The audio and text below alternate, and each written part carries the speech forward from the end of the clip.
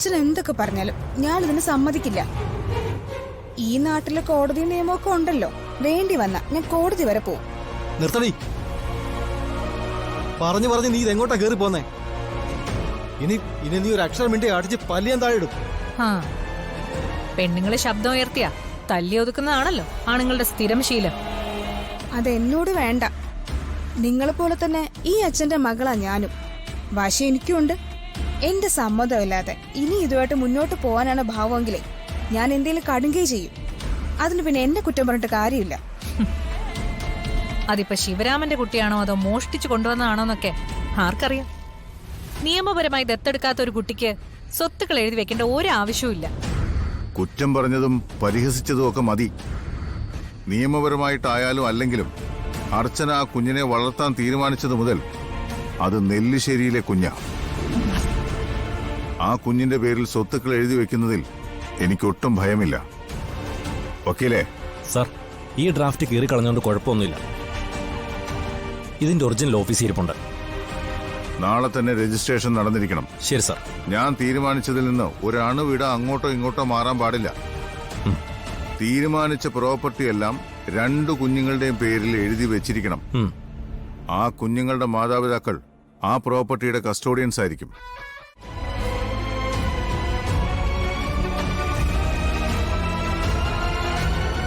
എടുത്തി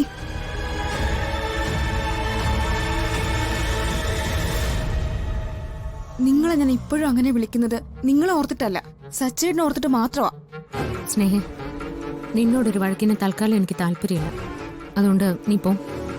അങ്ങനെ നിങ്ങൾ ഒഴിഞ്ഞു മാറണ്ട. അച്ഛനെ സ്വാധീനിച്ച് എല്ലാം ചെയ്യാൻ ഒരുങ്ങിയിട്ട് ഞാനൊന്നും അറിഞ്ഞില്ല എന്ന് ഭാവിക്കുന്ന നിങ്ങളുടെ ഈ സ്വഭാവം ഉണ്ടല്ലോ, അതാ എനിക്ക് ഇഷ്ടമല്ലാത്തത്.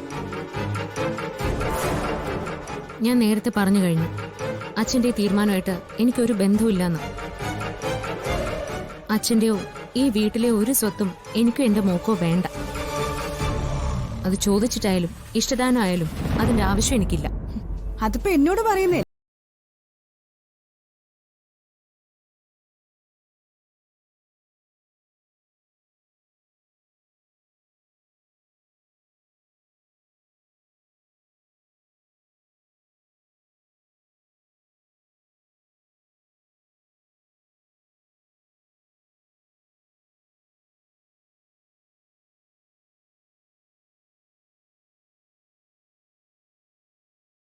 കാശോ ഞാൻ തരില്ല. എല്ലാം ഒറ്റയ്ക്ക് അടിച്ചുകൊണ്ട് പോവാനല്ലേ നിങ്ങൾ ആ കൊച്ചിനെയും കൊണ്ടുവന്നത്? ആരില്ലാത്ത അനാഥയായ കൊച്ചിനെ അമ്മയായി കാണുന്ന അർച്ചനെ വാനോളം പുകഴ്ത്തുന്നവരുണ്ടാവും. നിങ്ങളുടെ ഉദ്ദേശം എനിക്കറിയാം. ഒരു കുഞ്ഞില്ലെങ്കിൽ ഇതൊന്നും നിങ്ങൾക്ക് കിട്ടാൻ പോകുന്നില്ല. അപ്പൊ നിങ്ങൾക്ക് തോന്നിയതല്ലേ ഈ കൊച്ചിനെ വളർത്താന്നുള്ള ചിന്ത? സ്നേഹ, നിന്നോട് ഞാൻ പറഞ്ഞു കഴിഞ്ഞു, എനിക്കൊന്നിന്റെ ആവശ്യമില്ലാന്ന്. അച്ഛൻ അങ്ങനെ ഒരു തീരുമാനം എടുത്തത് എന്റെ താല്പര്യപ്രകാരം അല്ല. പിന്നെ എന്നു മുതലാണ് നിനക്ക് ഈ പൈസയുടെ സ്വത്തിന്റെയൊക്കെ സ്നേഹം തുടങ്ങിയതെന്നും ഇതൊക്കെ ഇപ്പോ ആര് പറഞ്ഞിട്ട് നീ ചെയ്യുന്നതെന്നും എനിക്ക് നന്നായിട്ട് അറിയാം. ധനുഷ് എന്ന് പറയുന്നവരോട് നീ ചെന്ന് പറഞ്ഞേക്ക്, അർച്ചനയ്ക്കൊന്നും വേണ്ടാന്നും അവൻ ഇവിടെ നിന്നും കിട്ടാനും പോകുന്നില്ലാന്നും. ധനുഷ് പറഞ്ഞിട്ട് തന്നെയാ ഞാൻ ഇതൊക്കെ പറയുന്നത്. അതിലെന്താ തെറ്റ്? നാളെ ഒരു സമയത്ത് ഞാൻ അവന്റേതായി കഴിയുമ്പോ അവനും കൂടെ അനുഭവിക്കാനുള്ളതാ ഇതൊക്കെ. ഞങ്ങൾക്കും ഉണ്ടാവും കുഞ്ഞുങ്ങള്. ആ കുഞ്ഞുങ്ങൾക്കും കൂടെ ഉള്ളതാ എവിടുന്നോ കൊണ്ടുവന്ന് ഈ കൊച്ചു അനുഭവിക്കാൻ പോകുന്നത്.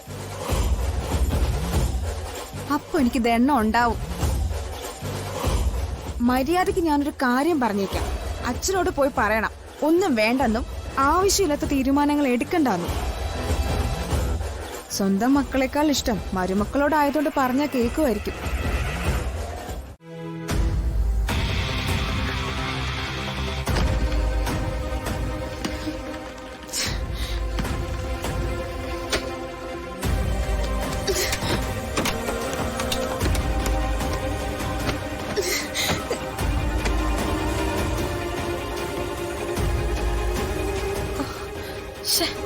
നീ ഇങ്ങനെ കിടന്ന് ഭ്രാന്ത് കാണിച്ചിട്ടൊന്നും ഒരു കാര്യമില്ല. ഞാൻ പിന്നെ എന്ത് ചെയ്യണം? എങ്ങനെയെങ്കിലും ഈ സ്വത്ത് കൈമാറ്റം തടയണം. ഇനി അതിനെന്താ വേണ്ടെന്ന് ആലോചിക്കും. ഈ രാജ്യത്ത് കോടതി നിയമമൊക്കെ ഉണ്ടെന്ന് കുറച്ചുമ്പ് നീ തന്നെയല്ലേ പറഞ്ഞത്? അതുകൊണ്ട് വേണ്ടി വന്ന കോടതി പോണം.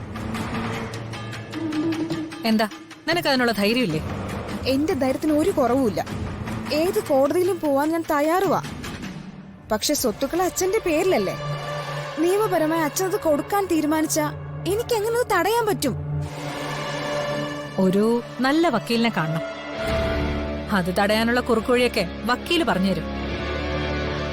കോടതിന്ന് സ്റ്റേയും കിട്ടും. അങ്ങനെ സ്റ്റേ കിട്ടുമെന്ന് എന്താ ഉറപ്പ്? അതിനൊക്കെ പറ്റിയ ഒരാൾ എന്റെ കയ്യിലുണ്ട്. അഡ്വക്കേറ്റ് വെങ്കടേഷ്. വക്കീല് ആളൊരു പുലിയ. നിയമത്തിന്റെ വളവും തിരിവും കള്ളത്തരവും എല്ലാം എടുത്തിട്ട് അമ്മാനമാടാൻ മിടുമിടുക്കൻ. നമുക്ക് പറ്റിയൊരു കക്ഷിയാ. ഞാൻ അദ്ദേഹത്തെ വിളിച്ച് കാര്യം പറയാം. നീ എന്റെ കൂടെ വരാൻ തയ്യാറാണോ? അർച്ചനടുത്തിടെ ഈ തന്ത്രം പൊളിക്കാൻ ഏത് പിശാചിനെ കാണാനും ഞാൻ തയ്യാറാണ്. പിശാചല്ല, അഡ്വക്കേറ്റ് വെങ്കടേഷ്. ഞാനൊന്ന് വിളിക്കട്ടെ.